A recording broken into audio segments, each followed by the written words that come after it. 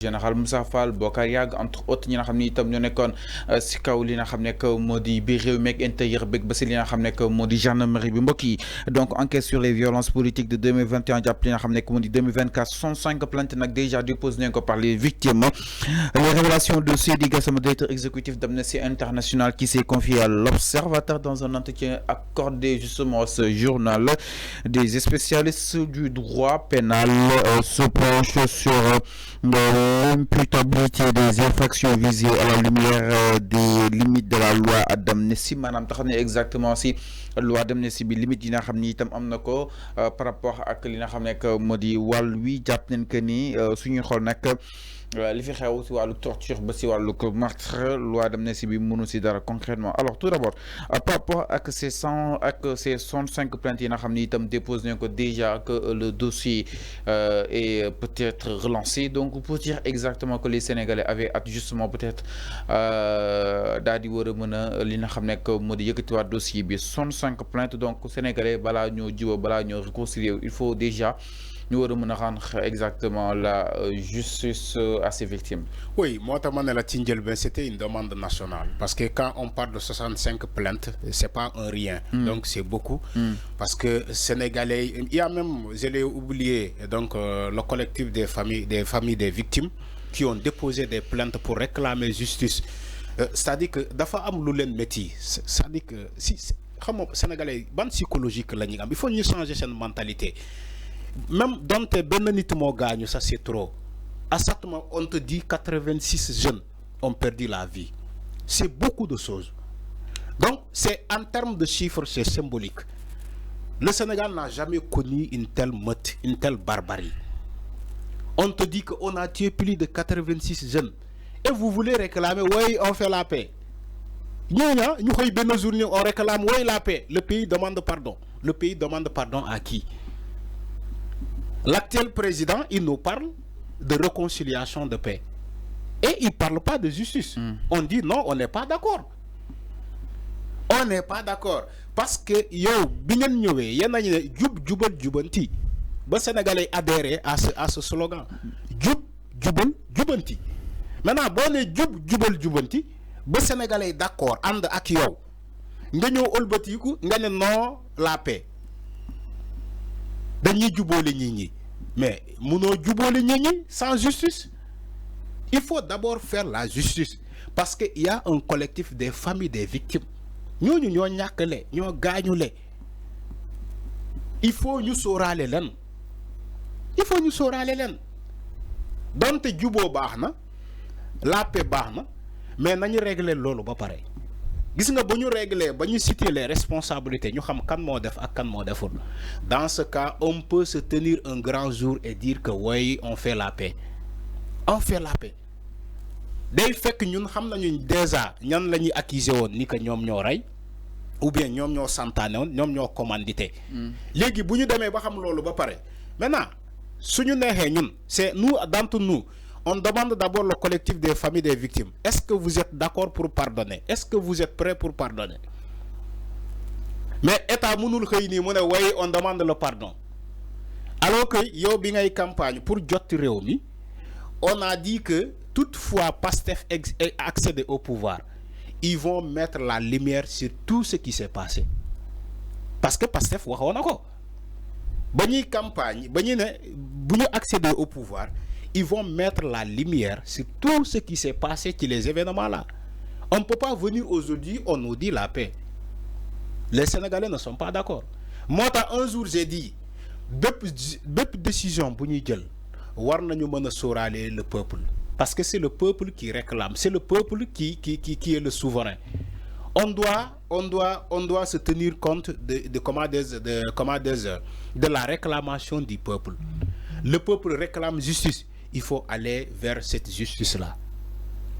Si le peuple réclame paix, on va dans la paix. Mais il s'est trouvé que moment bi, le peuple, ce qu'il réclame de plus, moi, il faut faire justice. Parce que aussi, soyons sérieux, beaucoup de choses se sont passées dans ce pays. Il y avait des casses, il y avait des vols, il y avait des actes de barbarie. il y avait des comment des dañuy xëy dem taal Auchan taal ay station d'essence jàpp ay nit ñu réclamer ñu fi ay nervi ay forces occultes. Tout ça s'est passé dans ce pays. On nous réclame, oui, des forces occultes, des forces spéciales. Regardez ces gros mots-là. Des forces occultes, des forces spéciales, des commandos. Hein? Le régime, l'ancien régime, le régime de Macky Sall, de Kodon Wach Sénégalais ici. C'est des Sénégalais qu'on disait ça. Les Sénégalais, ils disent oui, des terroristes, des forces occultes, des forces spéciales. On avait même réclamé un attentat sur le bus de Yara, ici, à Yara tout près. Ils ont dit qu'il y avait un attentat qui s'est produit là-bas. Le grand jour, on nous réclame un attentat. Oui, on dit à la presse, il y a un attentat et que cet attentat-là n'a pas été revendiqué. Tout ça s'est passé au Sénégal. Oui, il y avait eu un attentat.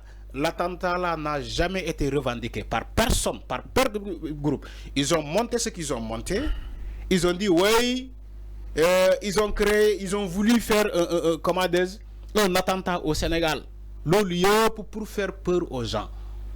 Sonal Nini, psychologiquement, les gens étaient affectés dans ce pays. Psychologiquement, les gens étaient affectés. Donc, ces moments de crise là, on torturait des gens en grand jour. Je me souviens d'une image. Moi, Khalebi, je suis école. La police a cercle de bouclier. Un enfant de rien du tout. L'enfant même n'a pas 10 ans. Un tout petit garçon. La police l'a tenu comme ça, sous forme de bouclier. Les images sont dans l'internet.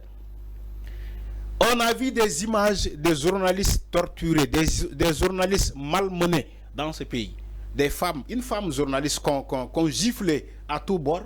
Ça s'est passé ici, ces actes de barbarie. On a vu des pick-up chargés de nervis. Ni yor ay yat, ni yor ay gassi, ay gourdins, du dor les Sénégalais. Et on réclame pas justice. Nous aujourd'hui, on nous dit la paix. Comment on peut faire la paix avec ça? Avec cette mentalité, cette psychologie dans l'esprit. On dit oui, on doit faire la paix. Comment on fait la paix? Comment les Sénégalais peuvent subir tout ça? Subir tout ça, on nous rek, voilà, comme Macky Sall l'avait dit, le pays réclame, voilà, le pays demande pardon. La paix. Il ne peut pas y avoir de paix sans justice. Il faut répéter encore et encore ce qu'on dirait le mot là. Justice d'abord. Après, on dit paix. Mais tant qu'il n'y a pas de justice, on ne peut pas dire la paix. Les Sénégalais ne sont pas prêts pour la paix. Les Sénégalais ne sont pas prêts pour pardonner ces actes-là.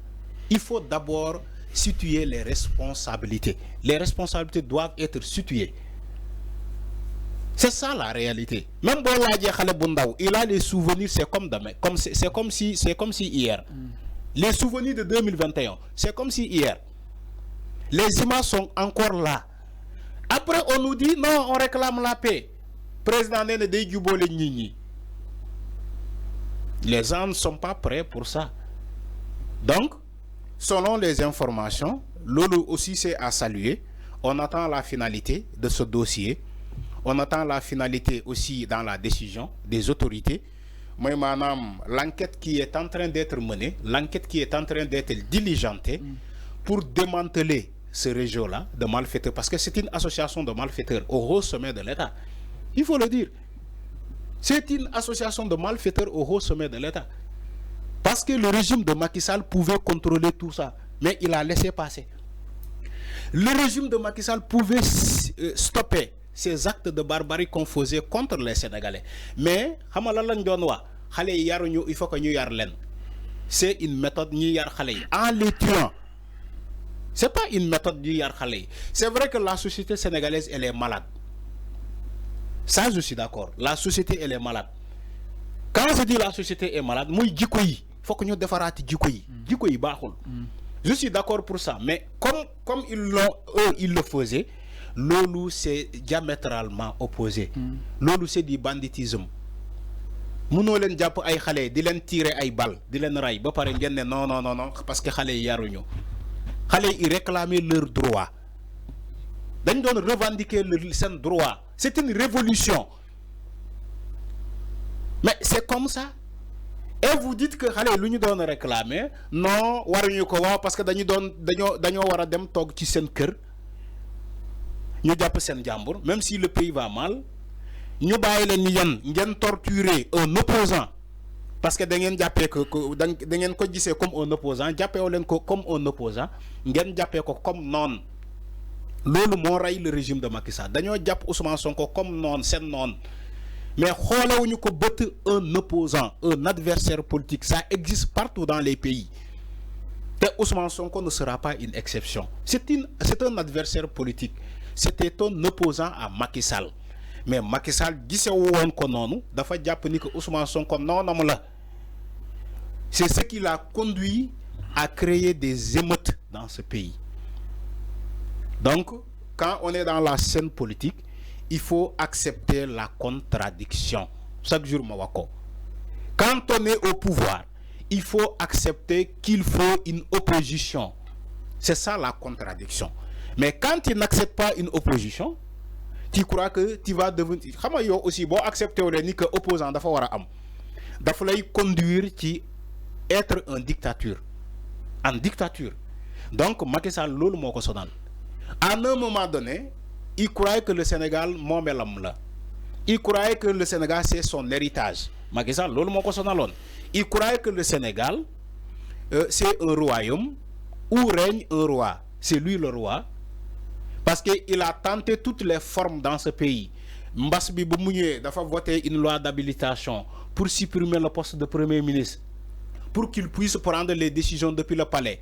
L'Assemblée nationale avec sa majorité écrasante ils lui ont concédé loolu ñu ne ko jëlal mu ñëwaat encore il dit damay modifier le calendrier républicain damay toxal élection yi gars yi ne ko non du fi amee mu ne leen xànkay mu def manigance yóbbu ko Assemblée nationale avec ses députés ils ont voté cette loi heureusement le Conseil constitutionnel a mis un blocus moo tax élection yi toxalu ko mu ñëwaat moom Macky Sall il nous dit troisième mandat yoon moo ma ko may yéen Sénégalais boo leen bëggee ma abandonner troisième mandat bi da ngeen ma koy ñaan ci njëkk ma may leen ko. Alors regardez comment un président parle par comment des arrogance. Alors donc loolu yëpp xewoon na fii maintenant fi may daanelee mooy